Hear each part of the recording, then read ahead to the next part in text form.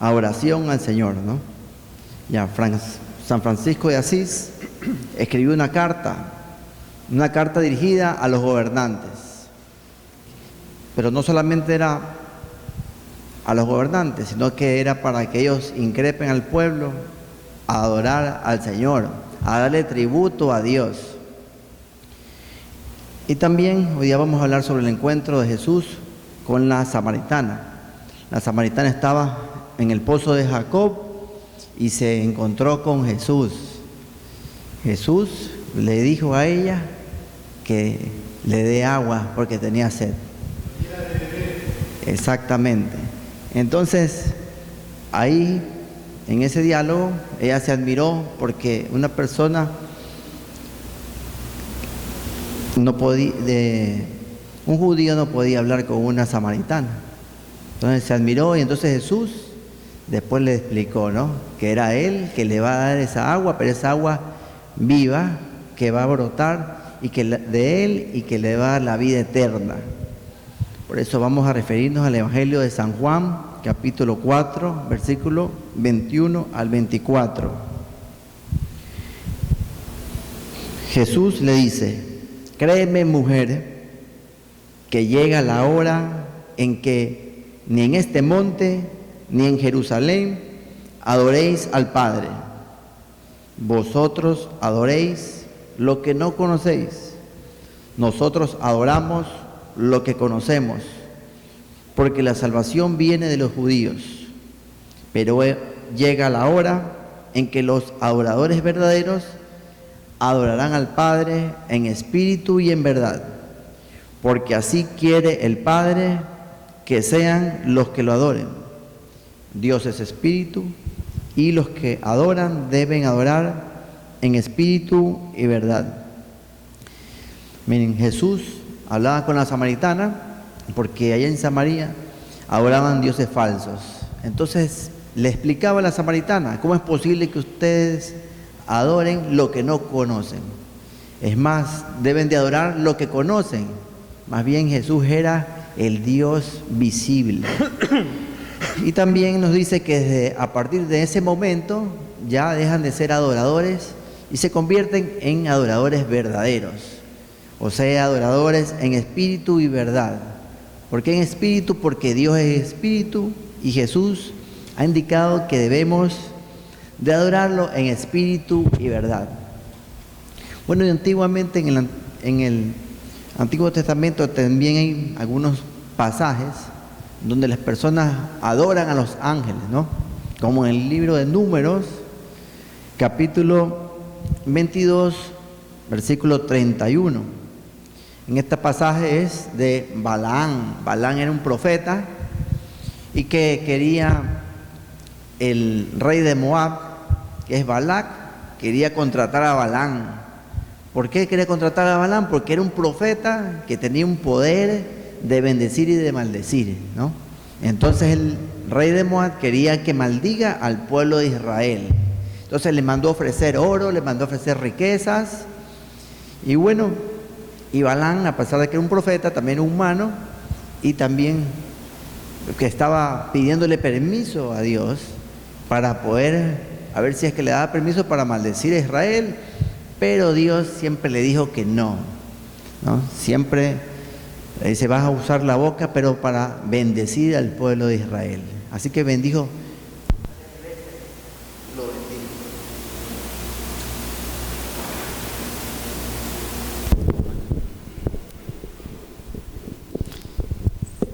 Entonces,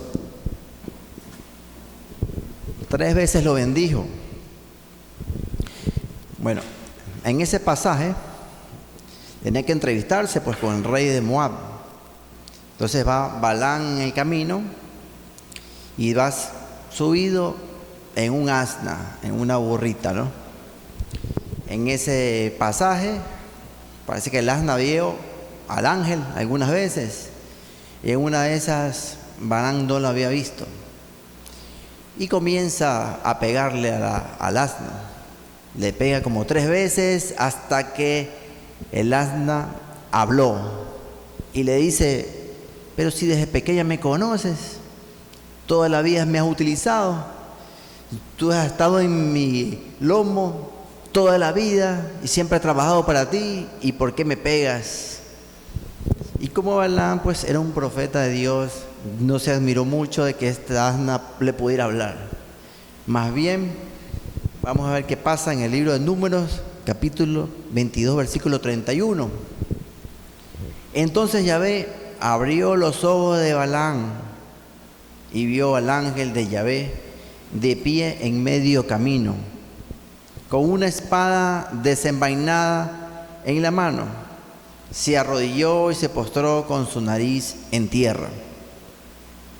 Miren, en el Nuevo Testamento ya solamente se adora al Señor, ¿no? Ya no se puede adorar a los ángeles. Dios es el único que se lo puede adorar.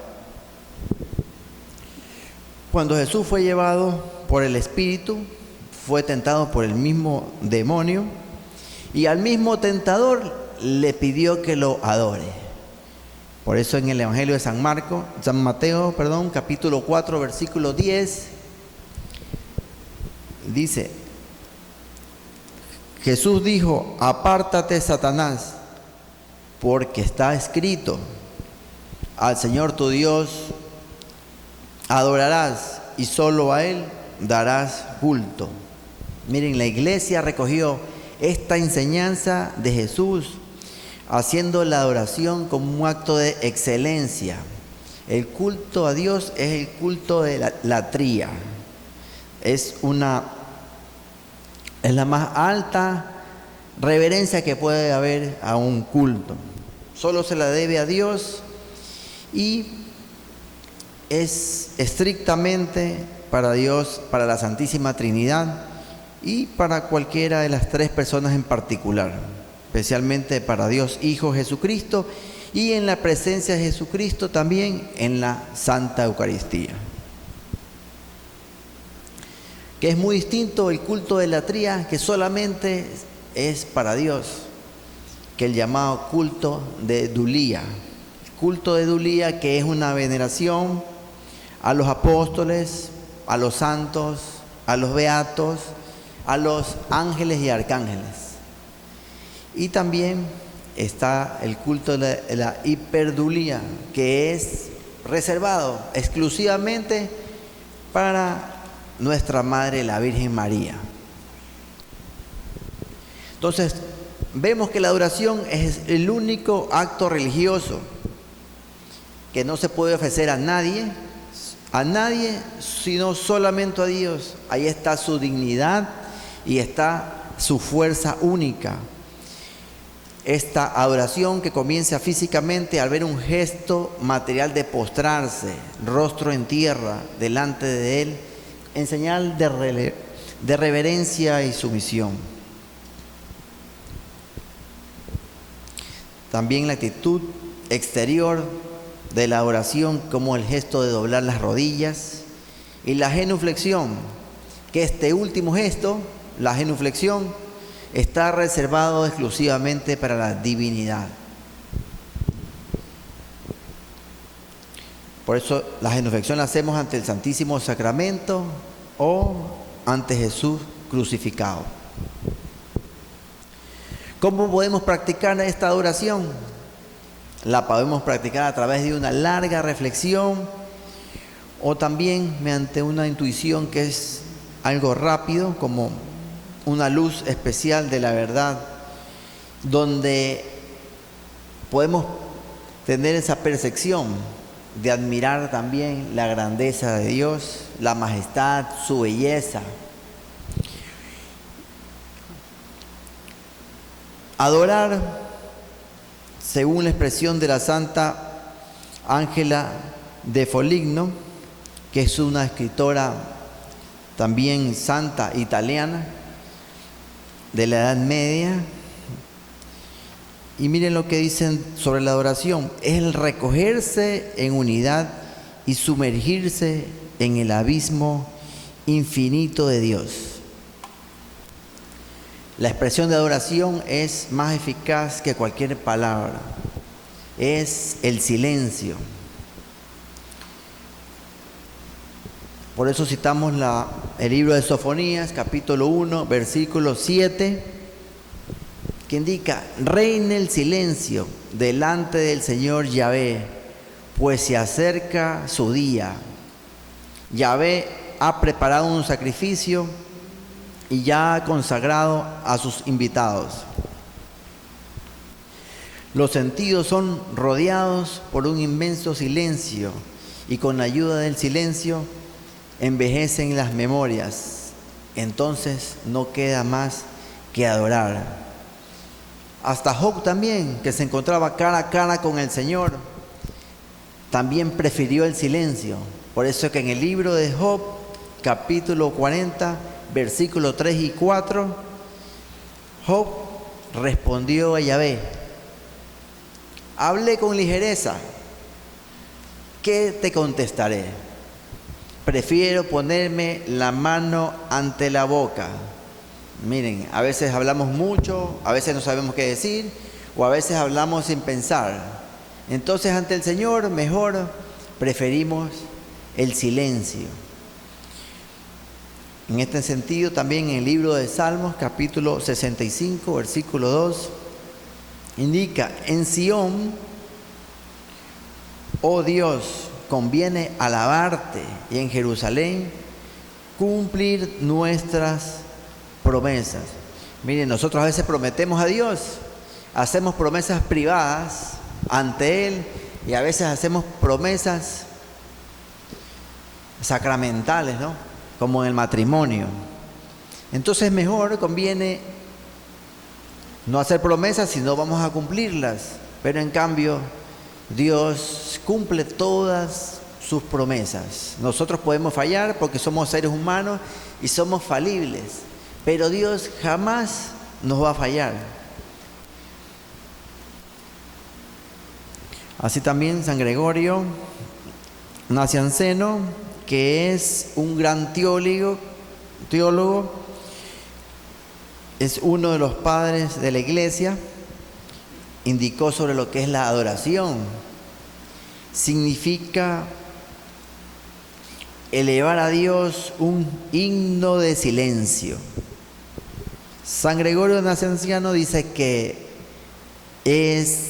buscar a Dios es a medida que nosotros estamos subiendo un cerro, un monte, y mientras más subimos, él indica que el aire se está enrareciendo, pero es que ya el oxígeno se está terminando, el aire se pone denso.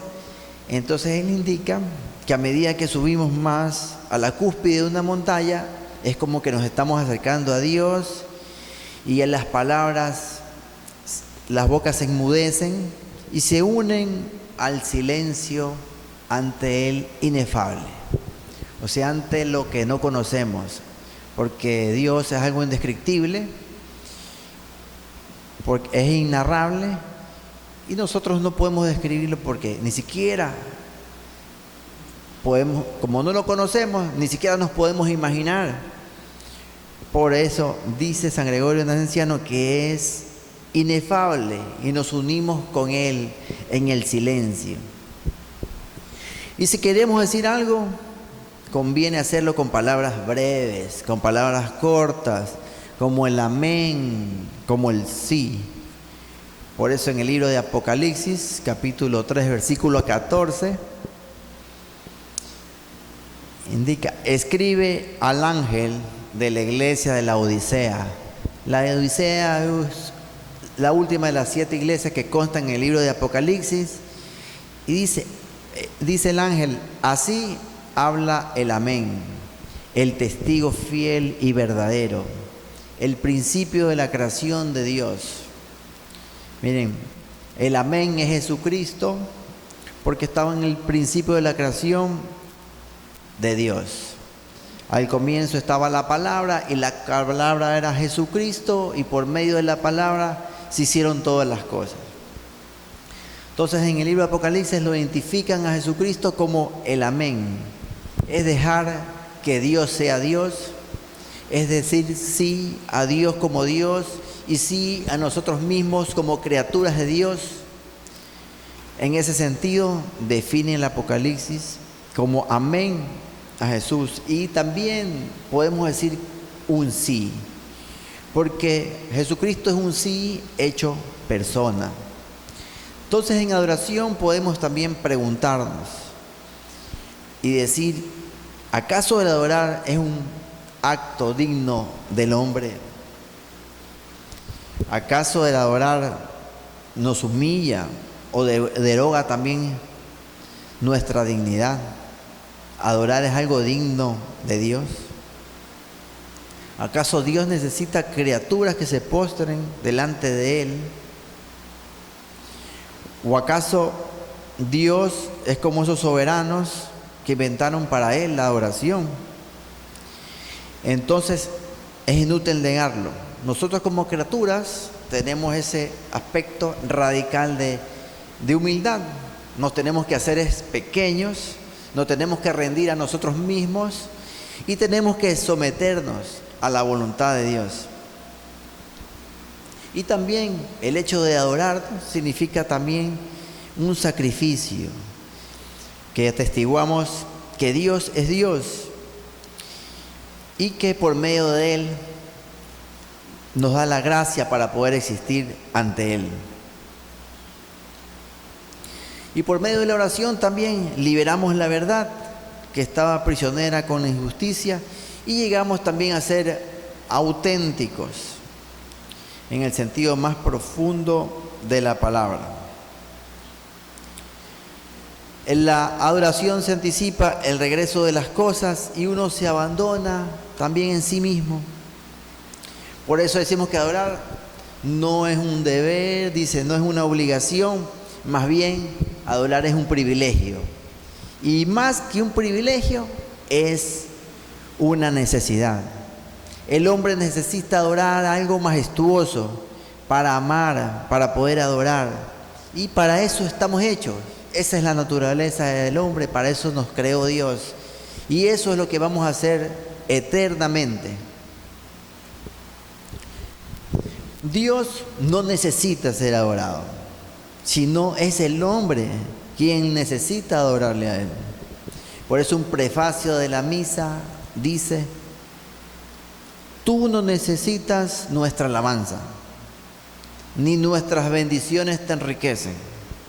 Tú inspiras y haces tuya nuestra acción de gracias, para que nos sirva de salvación por Cristo nuestro Señor. Y la adoración tiene que ser libre, tiene que ser espontánea, para que sea digna del hombre. Y así también debe ser un impulso gozoso, alegre, para poder tener a un Dios en el cual podemos adorarlo, admirarlo y celebrar con Él. Y por la adoración eucarística es una forma particular de adorar. Es una gran corriente espiritual que está en el seno del cristianismo. Constituye una riqueza para toda la iglesia. Los protestantes tienen su culto a la palabra de Dios. Los ortodoxos tienen su culto a sus íconos, que son imágenes, objetos. Pero la Iglesia Católica tiene su culto, que es el culto eucarístico, que es la contemplación de Cristo y su ministerio. El culto y la adoración de la Eucaristía fuera de la misa es un fruto reciente de la piedad cristiana, que comenzó a desarrollarse en el occidente a partir del siglo XI, como reacción a la herejía de Berengario de Tours, que negaba la presencia real de Cristo. Más bien, indicaba que Cristo estaba de manera simbólica en la Eucaristía. A partir de esa negación, a partir de esa herejía, comenzó a hacer esta reacción de la exposición de la Santa Eucaristía fuera de la misa. Entonces la Santa Eucaristía ha sido una fuente inagotable de bendiciones espirituales. Es una especie de hogar siempre encendido en medio de la casa de Dios, y son esas luces que han calentado a los grandes hijos de la iglesia, de generación en generación, de fieles católicos que se han estremecido al ver la presencia de Dios y al cantar ante el Santísimo expuesto. En la adoración está la presencia real de Cristo. Puede ser una contemplación personal, comunitaria, y requiere un silencio para abandonarnos en Él. Ante la certeza de Cristo resucitado está vivo y que está presente en el sacramento y en la fe. Por eso tenemos que estar tranquilos, silenciosos, por largo tiempo ante Jesús sacramentado. Podemos percibir sus deseos con respecto a nosotros y todos los proyectos, darles cabida. San Pablo, en el libro 2 de Corintios, capítulo 3, versículo 18, indica: todos llevamos los reflejos de la gloria del Señor sobre nuestro rostro descubierto, cada día con mayor resplandor, y nos vamos transformando en imagen suya, pues Él es el Señor del Espíritu. Miren, solo Dios conoce cuántas gracias ocultas han descendido sobre la iglesia gracias a estas almas adoradoras. La adoración eucarística es un medio y es una forma de evangelización, una de las más eficaces. Por eso es que muchas parroquias, comunidades han adoptado esta exposición del Santísimo en horarios diurnos, semanales, y las visitas también a las iglesias. De mañana, tarde y noche adoramos ante el Santísimo. Vemos una iglesia iluminada que empuja a muchos feligreses a entrar en ella, y que después de haber permanecido un momento siempre van a exclamar: aquí está Dios. Y lo estamos viviendo actualmente, y ese mismo sentir es en las primeras asambleas de los cristianos. Por eso en la primera carta a los Corintios, capítulo 14, versículo 25.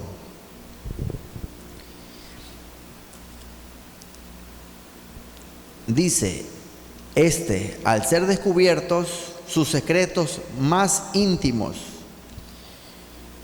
caerá de rodillas, adorará a Dios y proclamará: Dios está realmente entre ustedes.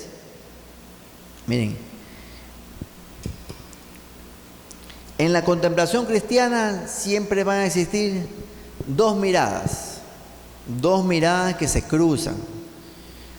Por eso citamos al santo cura de Ars, que es un presbítero francés, que es patrono de los sacerdotes católicos.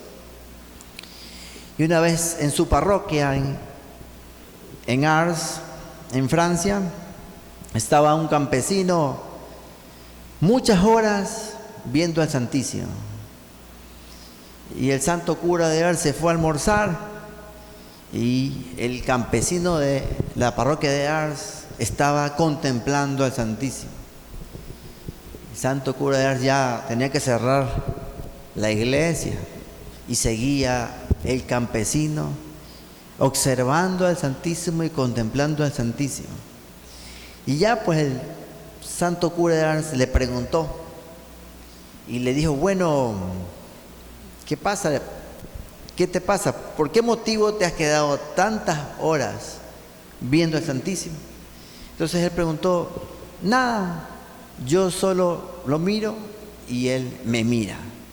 Por eso decimos que en la adoración al Santísimo existen dos miradas: la mirada de la persona que está contemplando y adorando, y la mirada de Jesús que nos está viendo.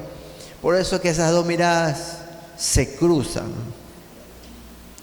Entonces nosotros vamos y adoramos, y humanamente nos cansamos, y nuestra mirada se baja, nuestra mirada se cansa, pero la mirada de Jesús no se flaquea, está firme viéndonos a nosotros.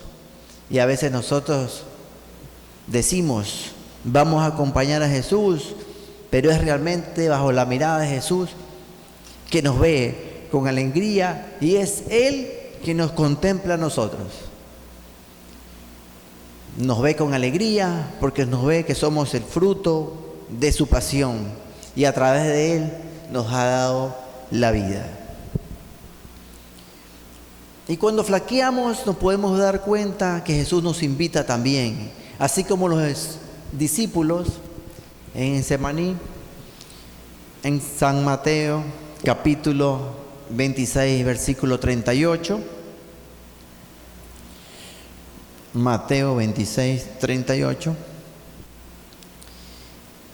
Jesús invitaba a los discípulos, permaneced aquí y velad conmigo. Entonces citamos a Charles de Foucault, que es un místico contemplativo francés, que ahora está en proceso de canonización, que replicaba: tu felicidad, Jesús, me basta. Me basta que tú seas feliz. Miren, en ese momento de la contemplación, de la adoración, él buscaba hacer feliz a Jesús. ¿Por qué? Porque Jesús tiene toda la eternidad para hacernos felices a nosotros. Pero nosotros solo tenemos ese breve espacio, ese pequeño momento de tiempo para hacerle feliz a Jesús. Entonces, ¿cómo podemos resignarnos a perder esta oportunidad que ya no volverá nunca eternamente? Y al contemplar a Jesús en el sacramento del altar, nosotros realizamos una profecía hecha en el momento de la muerte de Jesús sobre la cruz. Por eso que en San Juan, capítulo 19, versículo 37, indica: mirarán al que traspasaron. Entonces nosotros, cuando adoramos a Jesús, lo que estamos haciendo es hacer realidad esa profecía. Y cuando oramos, estamos anticipando todo lo que vamos a hacer para siempre en esa Jerusalén celestial. Por eso estamos haciendo todo lo que hacemos aquí. Los actos de adoración son los que están haciendo los santos en el cielo. Por eso cuando adoramos a Dios, unificamos las dos iglesias, tanto la iglesia celestial como la iglesia militante, unidos en la fe. Ellos tienen esa visión beatífica y nosotros tenemos la fe. En 1967 comenzó también la renovación carismática católica, tocando también corazones a través del Espíritu Santo. Fue una corriente de gracia que inyectó el Espíritu Santo. Fue una sacudida eléctrica que descargó sobre la iglesia. Participaron un grupo de estudiantes de la Universidad de Duquesne en Pittsburgh y se participó en un retiro en una noche, y esa noche fue en la capilla ante el Santísimo, cuando de pronto sucedió una cosa singular y se describió entre todos un temor del Señor. Se fue y corrió por entre medio de todos un terror sagrado, que era tan fuerte el amor de Dios que impedía que todos estos jóvenes pudieran levantar sus ojos. No podían resistir el amor excesivo de Dios. Por eso lo adoraron y describieron lo que significa la adoración. Y sintieron esa experiencia real y presente del Señor. Ese temor sagrado era revelado por Dios en exceso, era el exceso de amor. la realidad personal con Dios de una manera deslumbrante. Su presencia, majestad, su bondad, el amor y el misterio tremendo y fascinante. Por eso los papas también exhortan a la oración. El Papa Francisco en el año 2015 también exhortó a la renovación carismática, a la oración. El Papa San Juan Pablo II también dirigió una carta sobre el misterio y el culto de la Santísima Eucaristía el Jueves Santo de 1980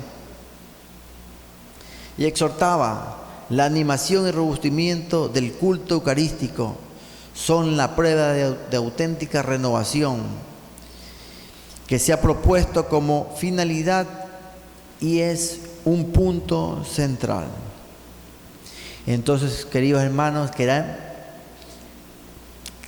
debemos de tomar en cuenta las recomendaciones de estos grandes papas que hemos tenido y que tenemos, como el Papa Francisco y como San Juan Pablo II. Y siempre adorar al Señor, porque siempre es Jesús que nos espera en este santísimo sacramento del amor. Amén.